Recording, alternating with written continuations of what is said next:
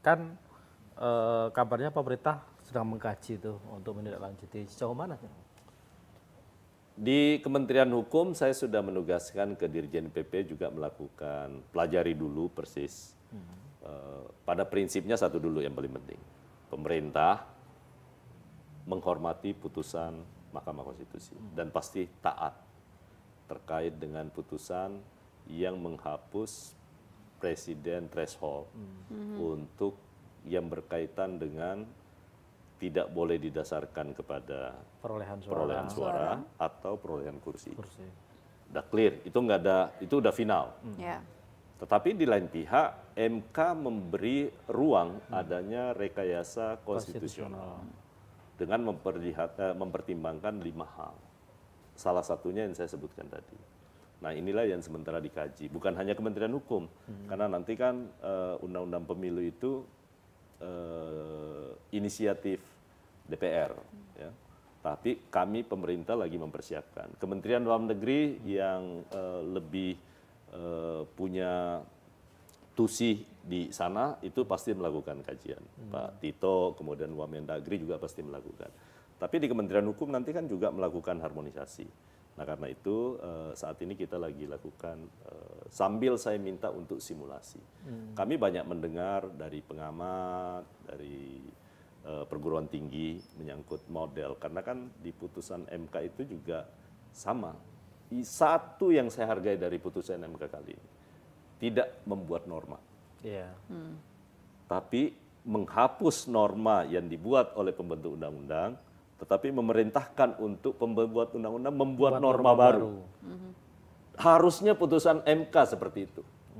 Tidak boleh MK kemudian membuat norma seakan-akan menjadi positive legislation. Itu yang nggak boleh. Yang selama ini banyak ya.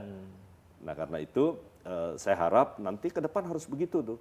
Nah bahwa bagaimana kita mau melihat menyangkut soal threshold, karena MK juga menyatakan tidak boleh kemudian calonnya akan banyak. Ya. Kalau kemudian begitu kan kita bisa simulasi. Sekarang ini tahun lalu partai peserta pemilu itu ada 18. Yang lolos ada 8. Nah, saya nggak tahu nanti ke depan pendirian partai-partai politik baru seperti apa. Ya kan? Ini kan di bawah Kementerian Pak Aktas. Ya, untuk pendiriannya. Verifikasi KPU ya. Verifikasinya di KPU. Tapi nanti mungkin kita juga akan melakukan verifikasi supaya pendirian partai politik itu tidak didasarkan kepada apa ya, harus benar-benar punya pengurus di awal ya, baik itu di tingkat provinsi maupun di tingkat kabupaten dan kecamatan.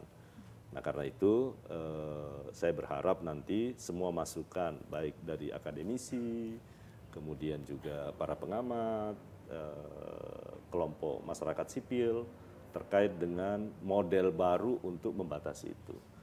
Saya senang baca harian Kompas hari ini, Ibu Safitri itu memberikan nanti mungkin menyangkut soal pembatasan itu threshold-nya ya.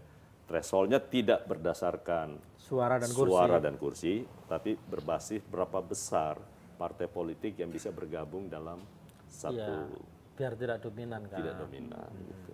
Kan kemarin juga ada usulan DMK itu kan kalau nggak salah ada 3 ya. Satu memang 0%, yang kedua 7-9 kalau nggak salah, yang satunya lagi itu batas atas untuk koalisi misalnya, biar tidak lebih dominan.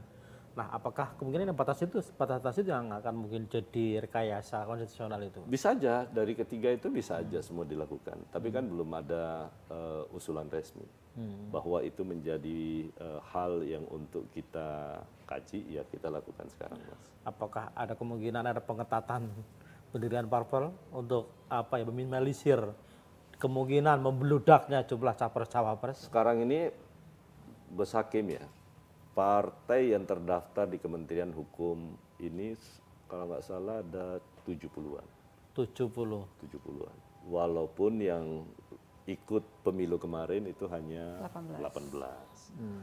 Ada partai yang aktif, ada yang mulai sekarang mengaktifkan diri lagi. Nah, ini lagi kita verifikasi semua. Sejauh mana kalau otoritas Kementerian Hukum terkait dengan verifikasi ini? Apakah kan nggak mungkin sama seperti KPU kan?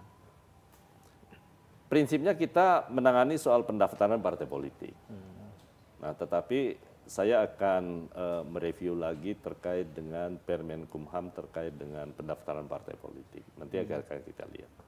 Kalau selama ini kan status badan hukumnya aja di Kementerian Hukum. Kementerian Hukum kan. Ya.